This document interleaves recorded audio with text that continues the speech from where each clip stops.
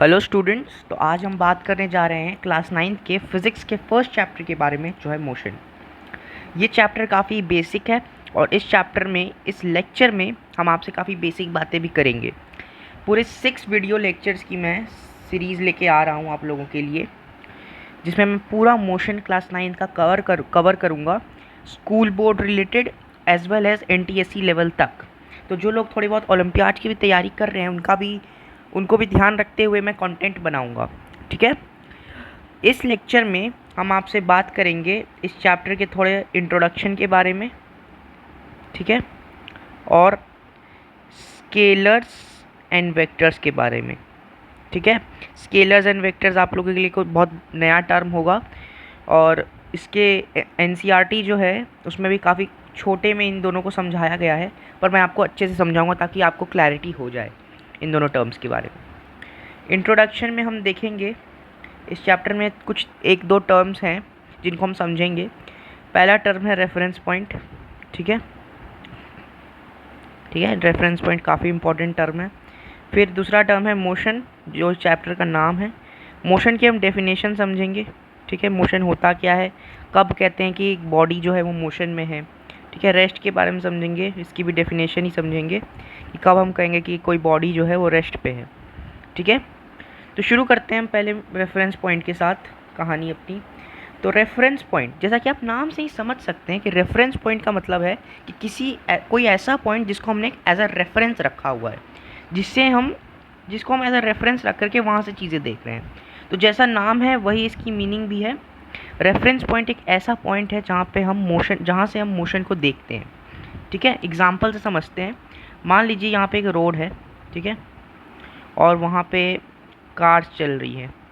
Drawing पे मत जाइएगा, मेरी ड्राइंग तो बहुत ख़राब है मेरी। और यहाँ पे आप हैं खड़े, ठीक है, रोड के साइड पे। तो ये जो कार चल रही है, ये जो कार है, ये जो चल रही है, आप इसे देख रहे हैं, तो आप हो गए यहाँ पे ऑब्जर्वर। आप जो हैं कार की मोशन को ऑब्जर्व कर रहे हैं। ऑब्जर्वर को ही फिज़िक्स की भाषा में रेफरेंस पॉइंट भी कहते हैं। ठीक है, समझ पा रहे होंगे आप। अब आपको क्लैरिटी हो गई होगी कि ऑब्जर्वर जो होता है वही होता है रेफरेंस पॉइंट। आपके ही पॉइंट से हम सारी कैलकुलेशंस करेंगे, जैसे कार कितनी स्पीड पे चल रही थी, कार कितनी दूर तक चली, और कार आगे जा रही थी कि पीछे जा रही थी। समझ रहे हैं ना आप? सारी कैलकुलेशंस, सारे मेजरमेंट्स हम आपके रेफरेंस पे ही करेंगे। और सेकेंड टर्म जो है हमारा मोशन है। ठीक है, हम मोशन की डेफिनेशन को समझेंगे। तो a body is said to be in motion if it is changing its position with respect to time and its reference point। ठीक है, ये इसकी डेफिनेशन है। मोशन जो है, मान लीजिए कि यहाँ पे एक एग्जांपल लेते हैं, एग्जांपल से क्लैरिटी आती है। मान लीजिए यहाँ पे एक बॉल है, ठीक है, और टाइम t1 पे ये A पे है। ठीक है, टाइम t1 से टाइम t2 आ जाता है, जहाँ पे ये बॉल यहाँ आ जाती है।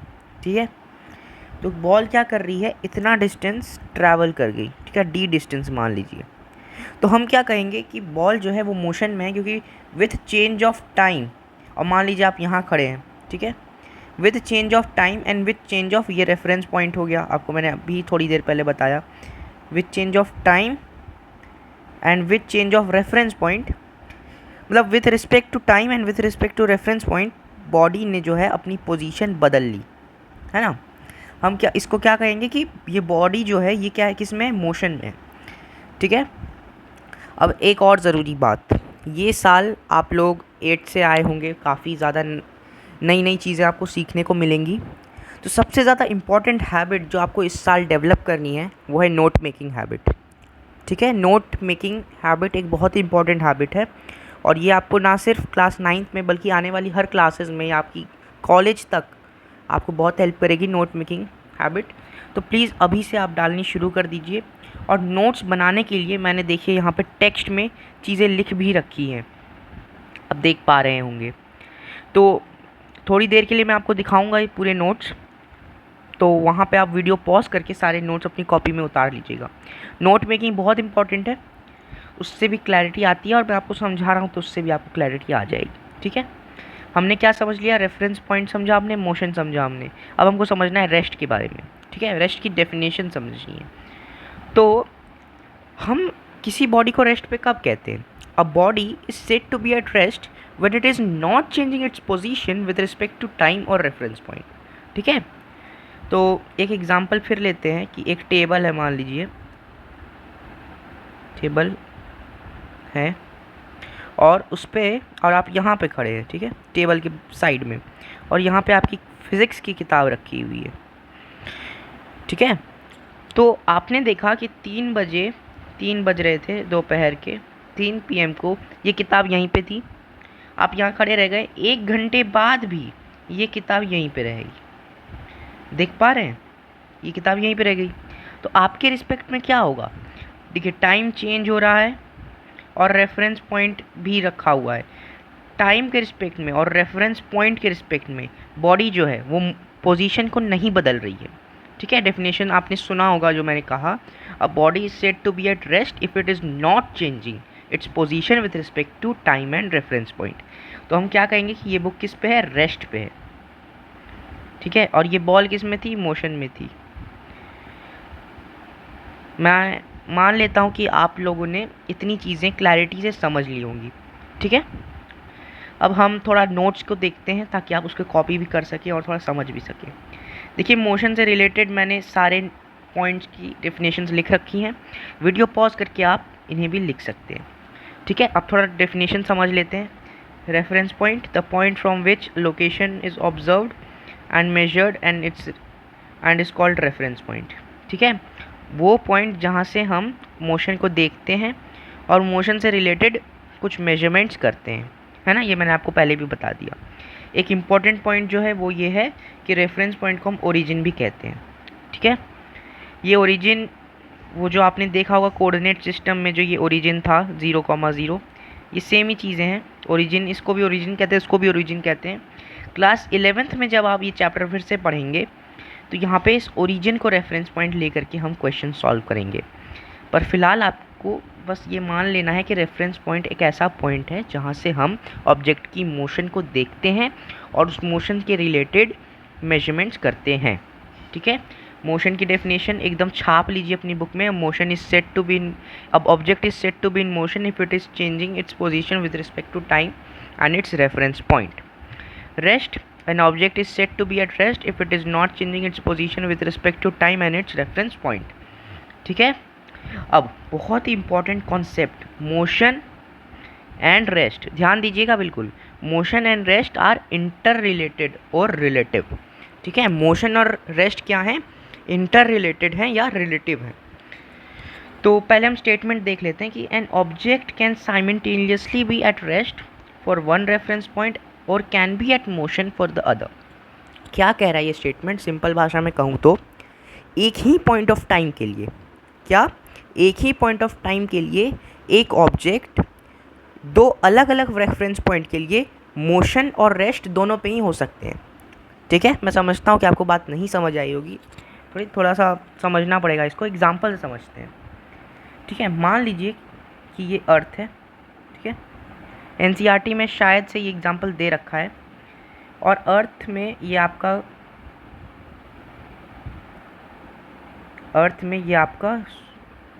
ये आपका घर है। ठीक है, और ये उसमें टेबल लगी पड़ी है। ठीक है, और वही फिज़िक्स की बुक रखी हुई है और आप यहाँ पे खड़े हैं। ठीक है, और ये रहा मून। तो देखिए, आपके रिस्पेक्ट में जो बुक है वो किस पे है? रेस्ट पे है ना। बुक रखी हुई है, मैंने आपको पहले समझाया था कि बुक जो है वो किस पे है? रेस्ट पे है। बट अगर आप मून पे चले जाएं, मून पे जाके खड़े हो जाएं, ठीक है, आप मून पे जाके खड़े हो गए तो क्या होगा कि आप देखेंगे कि अर्थ जो है ना वो रिवॉल्यूट कर रही है सन के आजू बाजू। जानते होंगे इस बात को कि अर्थ जो है वो चक्कर लगाती है सन का। तो क्योंकि अर्थ मोशन में होगी तो आपका घर भी मोशन में होगा अर्थ के साथ, तो आपका टेबल भी मोशन में होगा, तो आपकी बुक भी मोशन में होगी। तो with respect to the person standing on the moon the book is at motion, but the person standing near the table the book is at rest. तो देखो, एक ही पॉइंट ऑफ टाइम के लिए दो रेफरेंस पॉइंट के respect में एक ही object rest पे भी है, मोशन पे भी है। ठीक है, अगर आपको नहीं समझ आया है तो प्लीज़ वीडियो को रिवाइंड करके वापस से देखिए, ठीक है, और इस चीज़ में क्लैरिटी ले लीजिए। और आगे बढ़ते हैं अब, ठीक है। Types of motion, types of motion समझना है अभी हमें। टाइप्स ऑफ मोशन में पहले तो हम समझेंगे कि रेक्टिलिनियर मोशन क्या होता है, ठीक है। दो टाइप, देखिए टाइप्स ऑफ मोशन बहुत तरीके के होते हैं, बट क्लास 9th में आपको दो ही चीज़ें समझनी है, एक रेक्टिलिनियर और एक सर्कुलर। दो ही चीज़ें आपको समझनी है। रेक्टिलिनियर क्या होता है? मोशन, देखिए motion in a straight line, ठीक है, मोशन किस में हो रहा है? स्ट्रेट लाइन में हो रहा है। और सर्कुलर में मोशन सर्कुलर हो रहा है, ठीक है, जैसे ये अर्थ का था, आपने देखा ऑर्बिट। थोड़ा अच्छे से समझते हैं, थोड़ा क्लैरिटी लेते हैं। ये आपने नोट्स लिख लेने हैं पूरे, ठीक है, मैं एक बार दिखा देता हूँ। वीडियो पॉज करके नोट्स लिख लीजिए, लिख लिए।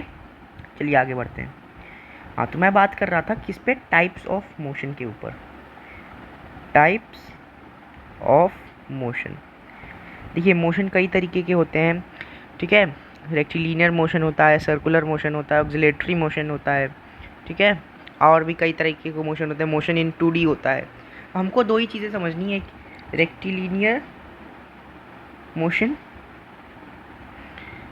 ये काफ़ी बेसिक लेक्चर है, ठीक है, इसलिए मैं आपके लिए न्यूमेरिकल्स नहीं लेके आया हूँ। आगे के लेक्चर्स में आपको न्यूमेरिकल्स और DPP, daily practice paper, assignment सब मिलेंगे, ठीक है, टेंशन मत लीजिएगा, और नोट्स तो आपको मिल ही रहे हैं। आगे बढ़ते हैं। Rectilinear motion, motion in a straight line, मतलब एक सीधी लाइन में मोशन हो रहा है, एक लेकिन ऐसे, ठीक है, पॉइंट A से हम पॉइंट B पे कैसे गए? सीधे गए, ठीक है। अब मोशन ऐसे भी हो सकता है, ऐसे ऐसे, अरे ठीक है, ऐसे गया, फिर ऐसे सीधे, सीधे मान लीजिएगा इस लाइन को, ठीक है, थोड़ी आड़ी बन रही है पर सीधे मान लीजिएगा, ऐसे सीधे और ऐसे सीधे, ठीक है। तो सीधे सीधे मतलब स्ट्रेट लाइन का जो मोशन होता है, आप ऐसे चले, ऐसे ऐसे करके वापस यहाँ आ गए, तो स्ट्रेट लाइन का जो मोशन होता है उसको हम क्या कहते हैं? रेक्टिलिनियर मोशन, ठीक है। अब सर्कुलर मोशन समझते हैं। इसके बारे में हम आगे और क्लैरिटी से जानेंगे। फिलहाल आप ये जो लेक्चर है, ये इंट्रोडक्टरी लेक्चर है, इसलिए आपको सिर्फ इंट्रोडक्शन ही हम समझा रहे हैं, ठीक है। सर्कुलर मोशन कैसा होता है? इन सर्कुलर पाथ, मतलब एक सर्कुलर पाथ के अलोंग जो मोशन होता है, जैसे अर्थ मोशन करती है अराउंड द अर्थ, अर्थ जो मोशन करती है अराउंड द सन, फिलहाल वो इलेप्टिकल मोशन होता है, बट हम मान लेते हैं कि वो सर्कुलर है, ठीक है, न्यूमेरिकल्स में। तो किसी भी सर्कुलर पाथ में जो मोशन हो रहा होता है, जैसे कुछ रेसेस जो होती हैं वो सर्कुलर पाथ में होती हैं, ठीक है, तो सर्कुलर पाथ वाले मोशन को हम कहते हैं सर्कुलर मोशन। इतनी बातें क्लियर हैं। आज इंट्रोडक्टरी वीडियो है, थोड़ा फील लेना है, थोड़ा समझना है और इंटरेस्ट जगाना है फिज़िक्स में। तो ठीक है, हम इतनी बातें समझ चुके हैं जितनी दे रखी थी यहाँ पे। रेफरेंस पॉइंट के बारे में हमने समझ लिया, मोशन की डेफिनेशन समझ ली, रेस्ट की डेफिनेशन समझ ली। हमने ये भी समझ लिया कि मोशन और रेस्ट इंटर रिलेटेड या रिलेटिव कैसे हैं। हम अब ये भी समझ चुके हैं कि कितने टाइप्स ऑफ मोशन हमको 9th में पढ़ने हैं। दो ही टाइप के पढ़ने हैं, एक रेक्टिलिनियर और एक सर्कुलर मोशन, 9th में इस चैप्टर में, ठीक है।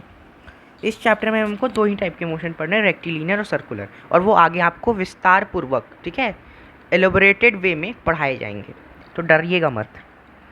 आगे हम बात करते हैं एक नया टॉपिक जो मैंने आपको कहा था, स्केलर क्वांटिटी और वेक्टर क्वांटिटी के बारे में, ठीक है।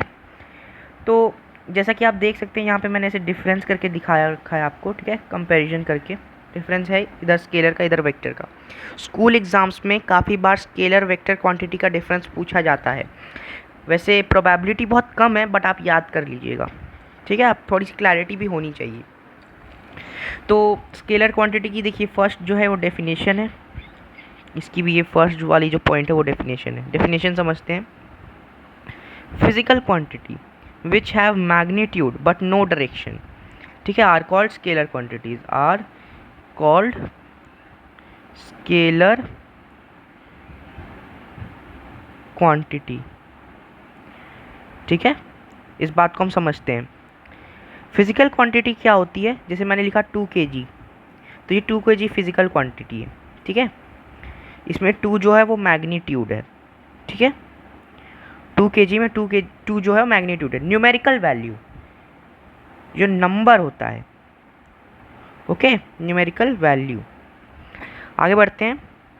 वो क्वांटिटीज जिसमें मैग्नीट्यूड होता है पर डायरेक्शन नहीं होती। जैसा कि आप देख सकते हैं 2 kg जो है, मतलब जो वेट है, सॉरी जो मास है, इसमें मैं ये नहीं कह रहा कि 2 kg ईस्ट में या 2 kg वेस्ट में या 2 kg अप या 2 kg डाउन, 2 kg बस। तो इसको कहते हैं हम स्केलर क्वांटिटीज़। एग्जाम्पल देख लीजिए, डिस्टेंस, स्पीड, टाइम, टेम्परेचर। इस चैप्टर में हमको कुछ वेक्टर क्वांटिटीज़ भी मिलेंगी, ठीक है, तो डरिएगा मत, वेक्टर क्वांटिटीज़ आपके लिए बहुत ही नया टॉपिक होगा। तो physical quantities which has magnitude as well as direction and follows vector law of addition, ठीक है, समझते हैं वो फिजिकल क्वांटिटीज़, ठीक है। जैसे कि डिस्प्लेसमेंट, इस चैप्टर में आप पढ़ेंगे डिस्प्लेसमेंट के बारे में। डिस्प्लेसमेंट क्या होता है कि अगर मैंने लिखा 2 मीटर और उसके बाद इसकी डायरेक्शन लिख दी ईस्ट, मतलब 2 मीटर किस में, ईस्ट डायरेक्शन में, 2 मीटर किस में, ईस्ट डायरेक्शन में, ठीक है। अगर मैंने लिखा 5 मीटर वेस्ट, तो 5 मीटर्स किस में, वेस्ट डायरेक्शन में। ठीक है, मैंने क्या कहा कि डायरेक्शन स्पेसिफाई कर दी। इसको आप ऐसे भी समझ सकते हैं कि मान लीजिए अगर आपसे कोई किसी जगह का रास्ता पूछता है, ठीक है, तो आप कैसे बताते हैं कि 4 किलोमीटर आगे जाइएगा, फिर 2 किलोमीटर लेफ़्ट लीजिए, फिर 5 किलोमीटर राइट लीजिए, ठीक है। तो इस तरह से आप बताते हैं। तो क्या होता है कि आप डायरेक्शन स्पेसिफाई कर देते कि ईस्ट लेना है या वेस्ट लेना है या लेफ़्ट लेना है, लेफ़्ट लेना है, राइट लेना है, ठीक है। तो इस तरह से आप क्या करते हैं, डायरेक्शन जो है वो स्पेसिफाई कर देते हैं। तो बस वही करना है। कुछ एग्जांपल्स देख लीजिए, जैसे कि डिस्प्लेसमेंट, वेलोसिटी, एक्सेलरेशन। आगे इस चैप्टर में इन चीज़ों के बारे में हम पढ़ेंगे, ठीक है। देखिए यहाँ पे एक नया टर्म है वेक्टर लॉ ऑफ एडिशन। ये क्लास 11th का टॉपिक है बट इम्पॉर्टेंट है, हम आपको पढ़ाएंगे नहीं, बस बता देते हैं। वेक्टर लॉ ऑफ एडिशन आप अपनी बुक में बस लिख लीजिएगा, याद करने की कोई ज़रूरत नहीं है, मतलब समझ रहे हैं ना, इसको समझने की कोई ज़रूरत नहीं है, बहुत बड़ी चीज़ है और 11th में आएगी आपको। जो लोग साइंस लेंगे वो उनके लिए, तो बस अपनी बुक में लिख लीजिए और मैं इसको थोड़ा आप कॉपी कर लीजिए स्केलर वेक्टर के डिफरेंस को। और बस आज की लेक्चर के लिए इतना ही। अगले लेक्चर में हम बात करेंगे डिस्टेंस, डिस्प्लेसमेंट, स्पीड और वेलोसिटी की, ठीक है। तो आज के लिए बाय बाय।